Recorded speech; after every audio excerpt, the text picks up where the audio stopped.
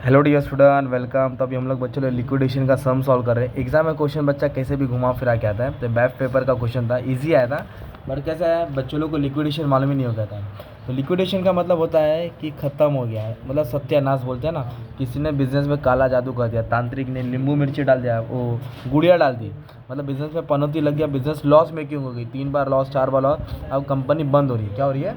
तो जब कंपनी बंद हो रही है तो लॉक नहीं मारेंगे, कंपनी का एसेट्स को बेचेंगे। एसेट बेच के पैसा आएगा और वो पैसे से क्या करेंगे? पार्टी करने नहीं जाएंगे, कर्जा देंगे। तो फिर वो जो हिसाब किताब करता है उसको लिक्विडेटर बोलते हैं। तो कैसे मालूम पड़ेगा लिक्विडेशन है? कंपनी है राकेश की, और इधर बोला है कि वाइंडिंग अप, मतलब ख़त्म, टाटा बाय बाय। समझा जाता है कभी?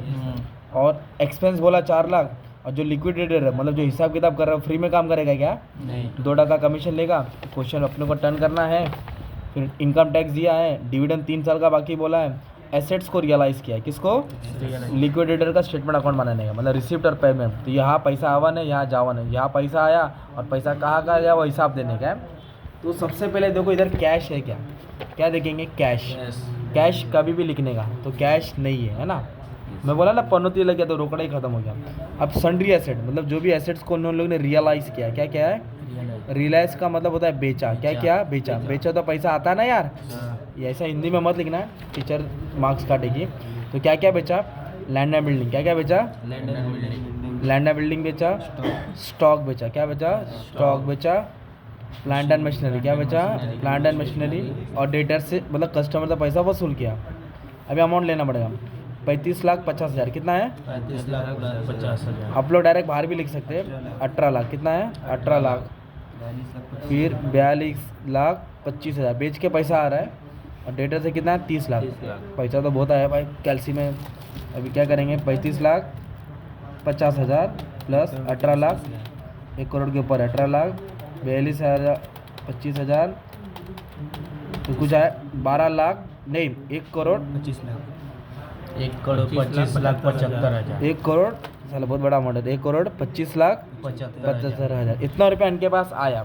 इतना पैसा दे के लोग पागल हो गए, और पागल नहीं होना उनको। अभी लोग क्या करेंगे? इधर पेमेंट है ना, ये लाइन वाइज लिखना है। तो पहले क्या पे करना है वो भी इंपॉर्टेंट है। तो सबसे पहले हम लोग क्या देंगे मालूम है क्या? Liquidation expense. क्या पे करेंगे? ये याद कर लो। लिक्विडेशन एक्सपेंस का मतलब होता है कि खर्चा, ये झमेले का खर्चा हुआ। तो इधर अमाउंट दिया ना यार, कितना खर्चा हुआ? 4 लाख। लिख दो 4 लाख। 1 मार्क मिल गया ना भाई? 1 मार्क मिल गया। अब इधर बोला है रेम्यूनरेशन, मतलब पगार, पैसा पानी, है ना।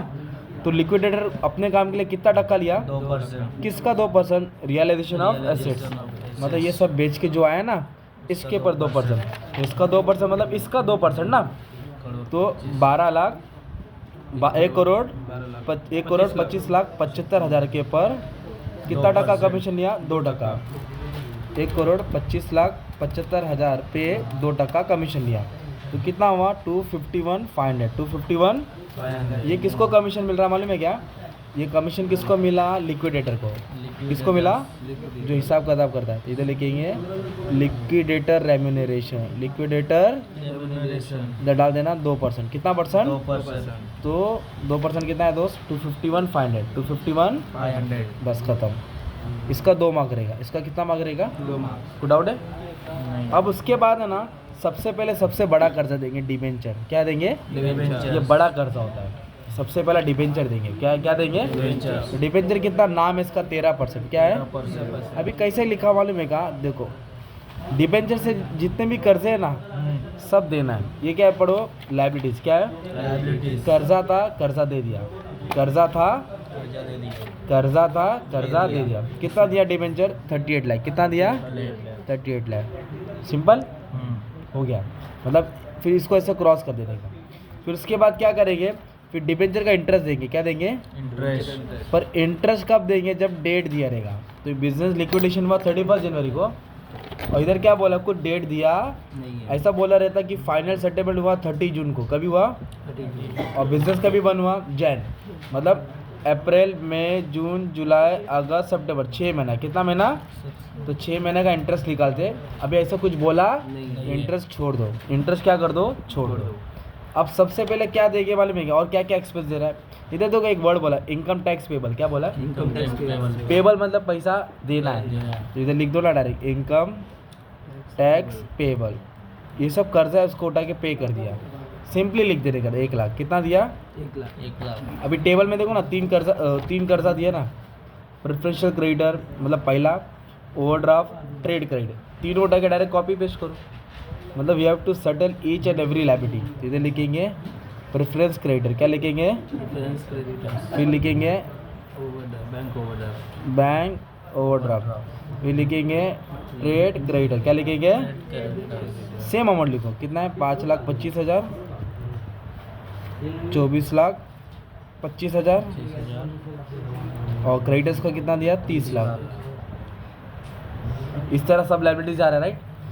फिर इसके बाद ना डिबेंचर को दिया, छोटा मोटा कर्जा दिया, फिर प्रेफरेंस शेयर को देंगे, किसको देंगे, कितना है 25 लाख। 25 लाख तो ऐसे लिखेंगे 9% प्रेफरेंस शेयर कैपिटल, क्योंकि असली मालिक कौन है, इक्विटी शेयर होल्डर है ना, तो प्रेफरेंस शेयर को भी पैसा रिटर्न करना पड़ेगा। तो ये 25 लाख भी दे दिया, क्या दे दिया। 25 लाख अब ये प्रेफरेंस शेयर के ऊपर अपने को प्रेफरेंस डिविडेंड देना है, क्या देना है, प्रेफरेंस डिविडेंड जैसे इंटरेस्ट तो नहीं बोला था बट डिविडेंड बोला इधर, कितना साल का देना है 3 साल, 3 साल लिखा है।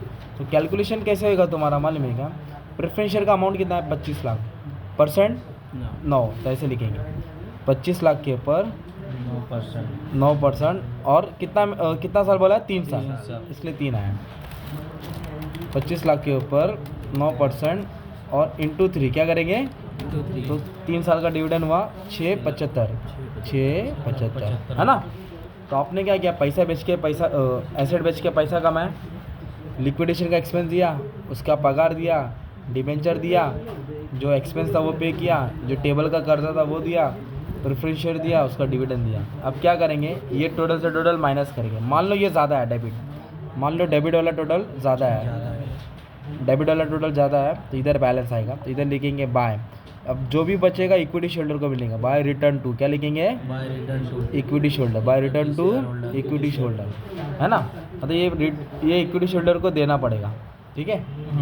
अगर ये ज़्यादा आएगा तो फिर कंट्रीब्यूशन करना पड़ेगा, क्या करना पड़ेगा, इक्विटी शेयर कंपनी को देगा, ये इसके खाते में जाएगा, ये देगा, ये मतलब पैसा ज़्यादा है तो इसके घर पे जाएगा पैसा, और कम बढ़ा तो वो अपने घर से लाके कंट्रीब्यूट करेगा, झोली में भरेगा। तो ये लिक्विडेशन का सम था, ठीक है।